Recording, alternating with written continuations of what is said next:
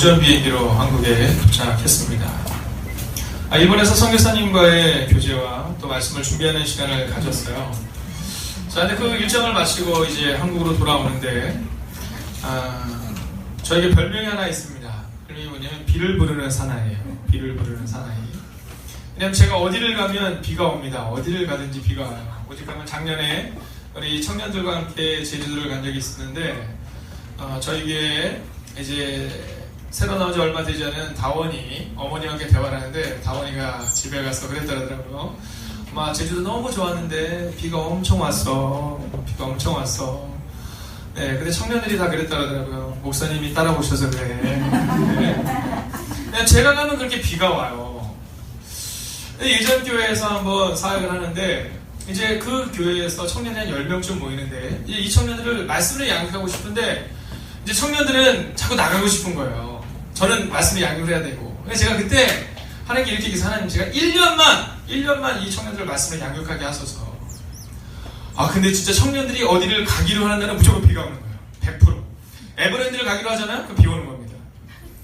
여러분, 어느 정도였느냐 하면, 지금은 이제 사모가 되셨는데, 꽃제교회에 저는 사모로 계시는 윤선아라는 자매가 있었어요. 이 자매가, 처음 교회를 왔는데, 처음 교회를 와서 금요 예배를 드린 겁니다.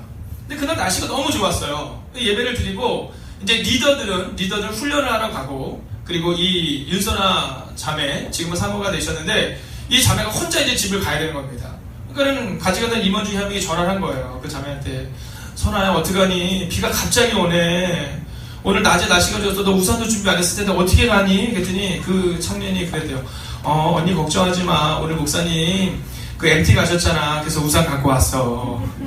네, 그럴 정도로 제가 간 비가 와요. 이번에 일본을 갔는데 아니나 다를까 비가 억수가 좋은 겁니다. 아침에 7시에 나왔는데 뭐 비가 와서 얼마나 오는지 몰라요. 자, 그러다 보니까 이 비행기가 이륙을 해야 되는데 이륙이 어려운가 보더라고요. 원래 이륙하기로 한 시간에서 자꾸 늦춰지는 겁니다. 근데 그때 제가 아주 놀라운 경험을 한 겁니다. 뭐냐 하면 그 비행기가 이륙을 하기 전에 여기저기 이렇게 다니는 거예요. 뭐 한 10분, 15분, 20분 이렇게 계속 다니는 겁니다.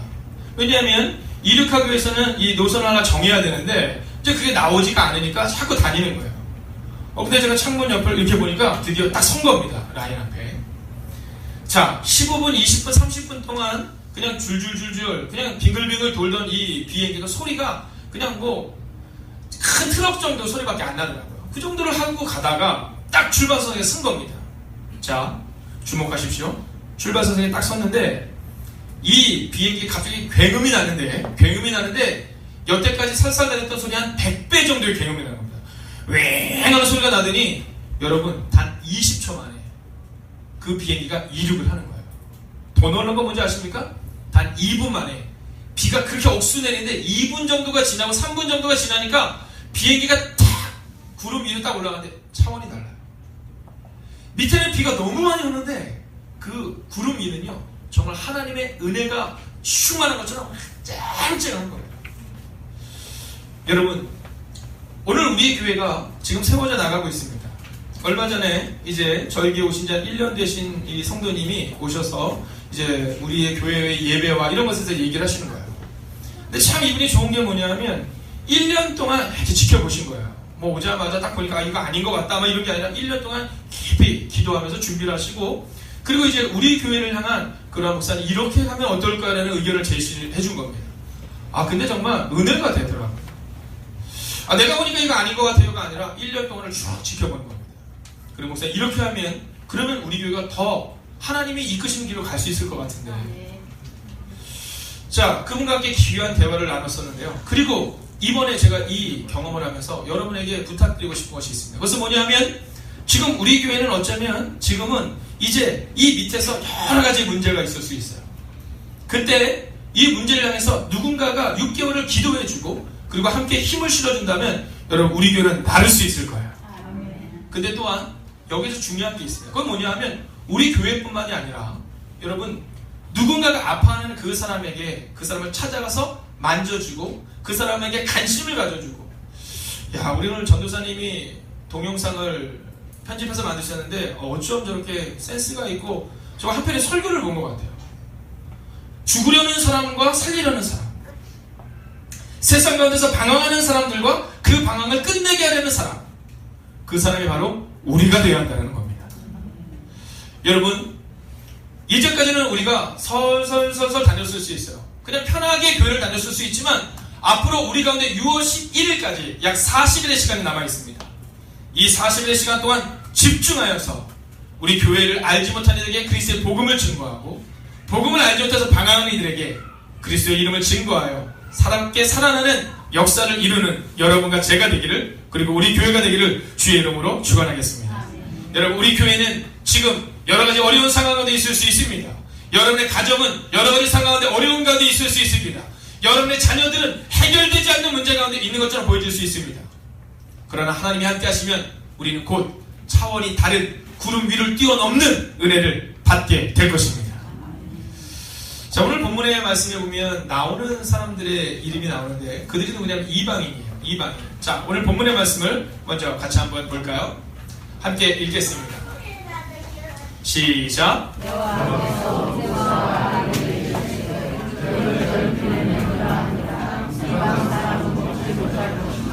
자, 6월절 규례에 대해서 말하고 있는데, 이 6월절 규례를 향해서 말할 때 아주 중요한 하나의 내용이 나옵니다. 그게 뭐냐면 이 6월절에 이방 사람은 참여한다 못한다? 못한다라는 거예요. 자, 중요한 사실은 뭐냐면 오늘 이들 가운데 6월절을 참여할 수 없다는 겁니다. 여러분, 애국 백성들을 통해서 억압을 받던 이스라엘 백성들이 약속의 땅 가나안으로 나가는데, 그 가나안으로 나갈 때 애국 왕이 보내지를 않는 거예요. 그래서 그들에게 몇 가지의 재앙? 10가지의 재앙이 임한 겁니다. 근데 그 마지막 재앙이 어떤 재앙? 장자의 죽음이에요. 장자의 죽음. 이 장자의 죽음을 넘어설 수 있는 그 하나님의 방법을 주셨는데 그게 뭐냐면 6월절이에요. 6월절 어린 양의 피를 집 좌우 문설주, 그러니까 들어간 입구에다가 바르고 위에다가 바르면 그러면 죽음의 사자가 지나갔다라는 거예요. 근데 이 6월절을 참여하는데 6월절 음식을 먹고 6월절에 참여하는데 이방 사람은 참여할 수 있다 없다? 없다라는 거예요. 자, 그럼 여기서 질문을 한번 던지겠습니다.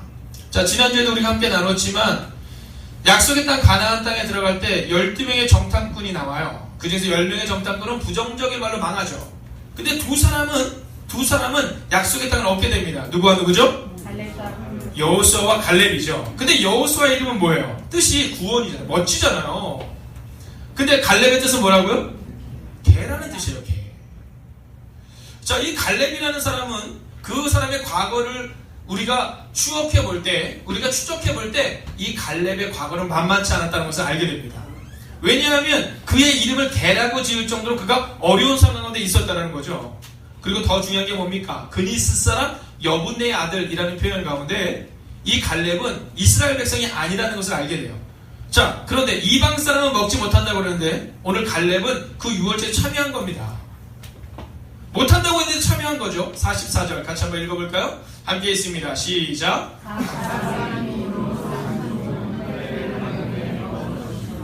할렐루야.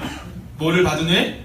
할례를 받은 후에. 자, 이것은 우리 아이들이 요즘 남자아이들이 태어나면 어렸을 때 이제 포경수술을 하듯이 이스라엘 백성들의 이 할례라는 것은 우리가 하나님의 것임을 분명히 징표로 삼는 것이 이 할례인 거예요. 자, 각 사람이 돈으로 산 종은 뭐를 받은 후에? 할례를 받은 후에. 그러면 이 할례가 뭡니까? 우리로 치면 바로 그리스도 예수의 보혈의 피를 의지하는 겁니다. 세례를 의미하는 거죠. 우리는 이방인입니다. 우리는 죄인입니다. 우리는 연약한 사람들이죠. 그러나 만약 우리가 그리스도의 이름으로 세례를 받고 우리가 그리스도의 이름으로 거듭나기만 하면 우리도 하나님의 사람이 될 수 있다라는 것입니다. 오늘 하나님은 우리 가운데 그 순종을 요구하고 계시는 거예요. 여러분, 이스라엘 백성들이 볼 때 여러분과 저는 이방인이 아니에요? 이방인이죠. 네, 이스라엘 백성들이 저를 볼 때 이방인인 겁니다. 그러나 여러분, 제가 어떻게 그리스도의 사람이 될 수 있었습니까?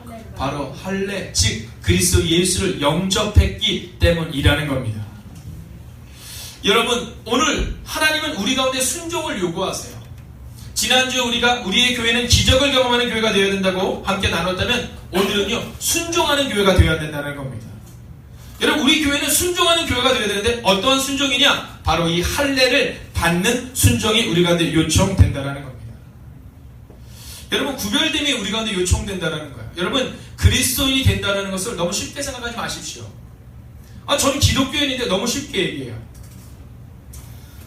어저께 저녁에 제가 집에 늦게 들어갔습니다. 한 9시 반쯤 들어갔어요. 9시 반쯤 딱 들어갔는데 제 자리에, 그 주차를 세우는 자리에 누가 차가 세워져 있더라고요. 그래서 전화를 해서 어디 오셨나봐요. 죄송한데 혹시 제가 주차를 할 수 있을까요? 이렇게 얘기를 했더니 그분이 뭐 술이 취하셨어요. 나 지금 뭐 나갈 수가 없는데 막 이러더니 우리 형님 바꿔줄게 이러더라고요.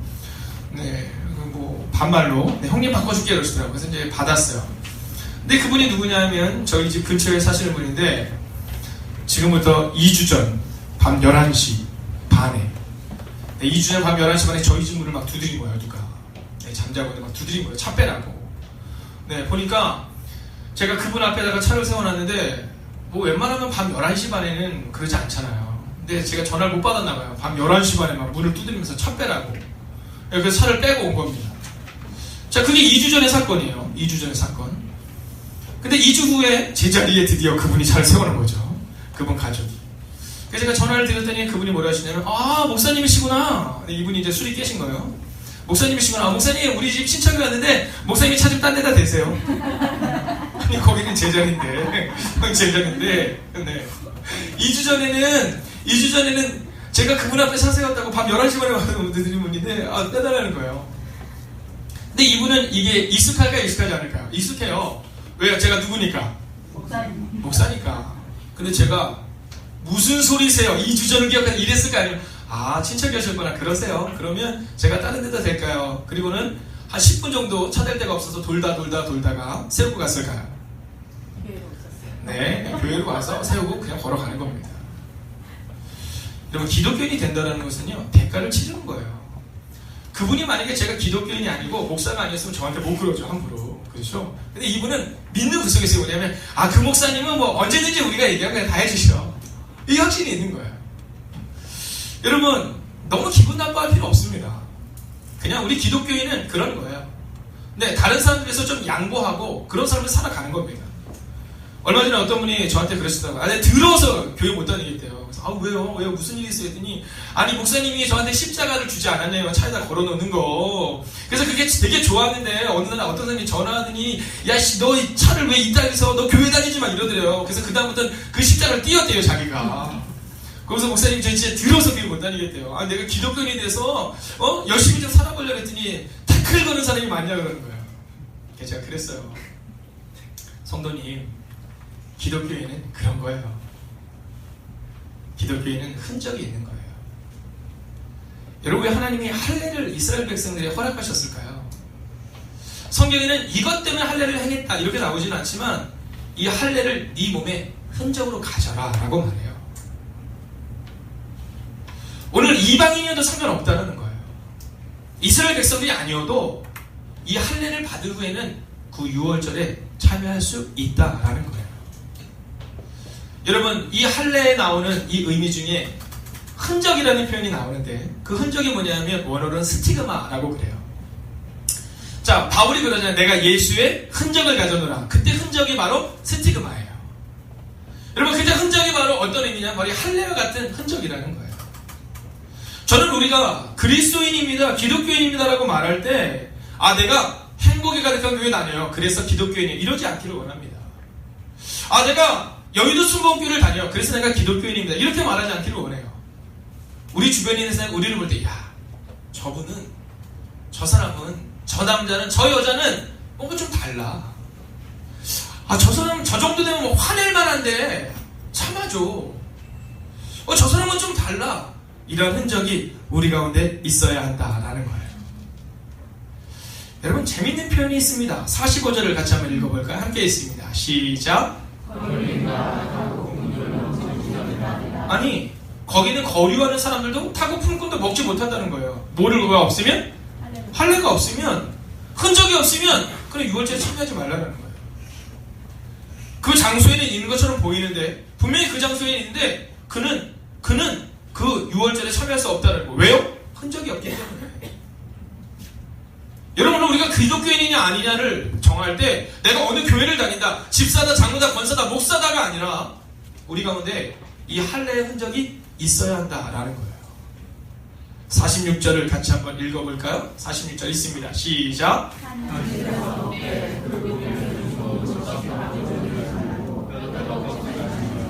아니, 이런 규례를 자꾸 주시는 거예요. 한 집에서 먹으라는 거예요. 여러분, 저는 이번에 우리가 이제 목장이 시작이 됩니다. 뭐 구역이라고 말하는 속회라고 하는 이 목장이 시작이 되는데, 그 한 집에서 이 작은 공동체의 사람들이 모이는 그 은혜가 우리 가운데 임하게 될 거예요.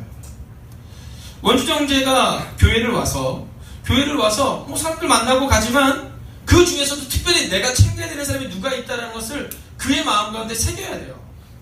47절 같이 한번 읽어볼까요? 함께 있습니다. 시작. 아멘. 할렐루야. 여러분, 이 할례에 대해서 말하고 유월절 음식을 어떻게 먹을 것에 대해서 말한 다음에 하나님이 우리 가운데 바로 이것을 요청하고 계세요. 뭐냐 하면 따라할까요? 순종입니다. 할렐루야. 여러분, 오늘 하나님이 우리 가운데 원하시는 것은 아는 게 아니에요. 그때 거류인과 외국인들이 이스라엘 백성들과 함께 거있던 사람들이 참 많았다라는 거예요. 근데 그들 가운데 유월절을 지키고 살아남은 사람은 적다라는 거죠. 근데 그 사람들은 어떤 사람이었냐면 할례의 징표를 가졌던 사람들이라는 거예요. 여러분, 할례를 받으면 너희가 유월절에 참여할 수 있다는 얘기를 들었지만 그 이야기를 듣고 지나간 사람은, 그 할례를 행하지 않은 사람은 유월절에 참여하지 못했지만 그 할례를 행하는 사람은 유월절에 참여했고, 그리고 죽음의 사내가 지나갔고, 그리고 그들의 자손들도 대대로 하나님의 은혜를 경험하게 되었다는 거예요. 사랑하신 여러분, 430년의 절망이 끝나는 장면이 바로 이 장면입니다. 저는 우리 행복의가득한 교회의 문제가 이제 우리의 아픔이, 우리의 가정의 문제가, 우리의 자녀의 문제가 떠나가게 될 줄로 믿습니다. 그러기 위해서 필요한 것은 바로 이스라엘 회중이 다 이것을 지킬지니라는 하나님의 명령에 순종하는 삶이 요구된다는 사실을 잊지 마십시오. 이제 우리는 오늘부터 시작하여 약 40일 동안 하나님의 은혜 안에 사람들에게 그리스도의 복음을 증거할 거예요. 자, 그 사람들은 자기들이 하나님의 자녀인 걸 모르죠. 누가 전해야 되면 우리가 전해야 되는 겁니다. 자, 우리가 전했을 때 그들이 그 말씀을 듣고 교회로 올 수도 있지만, 오늘 본문에 나오고 있는 것처럼 거류인과 타국인처럼 그냥 거기 거하기는 하는데 오지 않는 사람도 있을 거예요.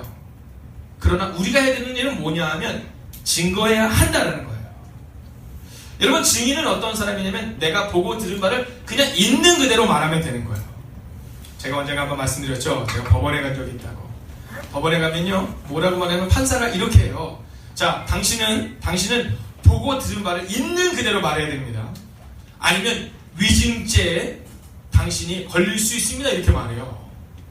우리가 해야 되는 일은 뭐냐 하면 보고 들은 바를 있는 그대로 말하기만 하면 된다는 거예요. 사랑하시는 여러분, 흔적을 가지십시오. 먼저는 여러분의 마음 가운데 정말 이 흔적을 갖기를 원해. 하나님, 제가 하나님과 함께 인생을 살아가는데 그리스도의 흔적을 가지고 살아가겠습니다. 그냥 내가 화가 나면 막 화를 하고, 내가 속상하면 막 해대는 것이 아니라 좀 더 참고 좀 더 인내하겠습니다. 여러분, 이제 오늘부터 전도에 대한 마음을 가지고 우리 이웃들에게 전도를 하기 시작하잖아요. 그러면 완전 달라져요. 사실 어저께 저한테 전화하셨던 그분이 제 전도 대상자예요. 네, 전도 대상자예요.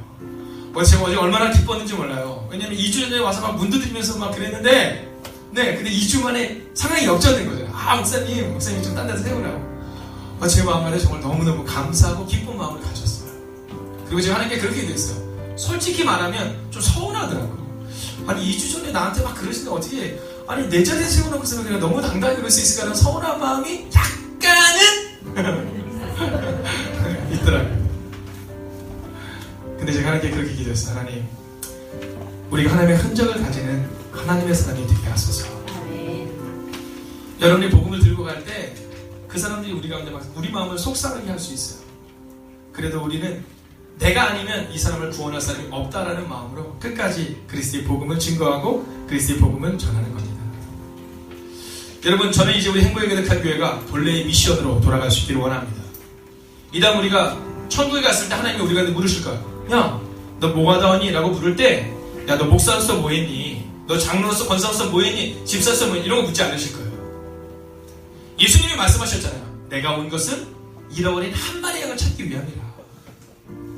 이번 40일의 시간을 통해 여러분 가슴에 뜨거움을 가지십시오.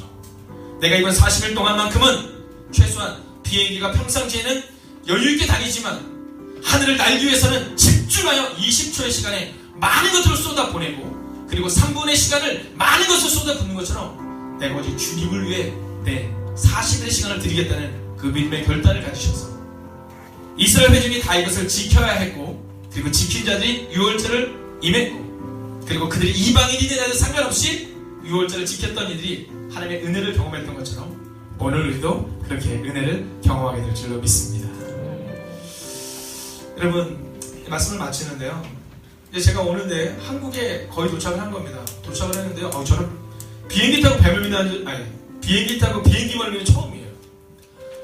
비행기가 얼마나 기류가 험한지. 근데 기장이 이렇게 얘기하는 겁니다.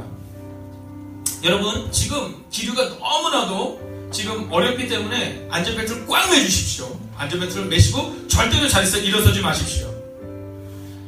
거기까지는 잘 아는 내용인데 이 기장님이 얼마나 센스 있는지 몰라요. 저 그 안에다 이렇게 얘기하더라고요. 걱정하지 마십시오. 제가 안전히 착륙하겠습니다. 근데 가슴이 확, 그 막 비행기만 우리가 사라지는 것 같아요. 우리가 전도할 때 기류가 흔들려요. 우리 마음을 막 상하게 하고 아프게 하고 어렵게 하는 마음들이 계속 생겨요. 그래도 여러분, 순종하는 마음으로 흔적을 가지고 여전히 복음을 전하고 여전히 말씀대로 살아가십시오. 그때 하나님의 은혜가 우리 가운데 임할 것입니다. 여러분, 하늘의 미랄이 썩어져서 죽지 아니하면 그대로 있지만 하늘의 미랄이 떨어져서 죽으면 열매를 맺어요. 사랑하신 여러분, 우리를 통해 교회가 살아나고, 우리를 통해 목장이 살아나고, 우리를 통해 잃어버린 한 영혼을 찾는 그 마지막 기회를 6월 10일을 갖게 되기를, 순종하시기를 주의 이름으로 축원하겠습니다. 오늘은요, 마지막 결단 찬양을 제가 하지 않고, 우리가 하지 않고 우리 전도사님 간사님들이 찬양을 하실 거예요. 가사를 기억하면서 오늘 한번 참여하십시오. 여러분, 미랄이라는 찬양입니다.